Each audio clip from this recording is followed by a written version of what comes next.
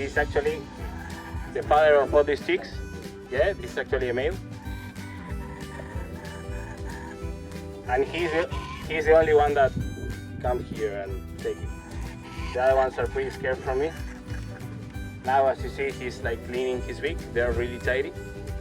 They normally nest on a termite nest. Yeah, they would just take it and they live there for their whole life. Yeah, once they found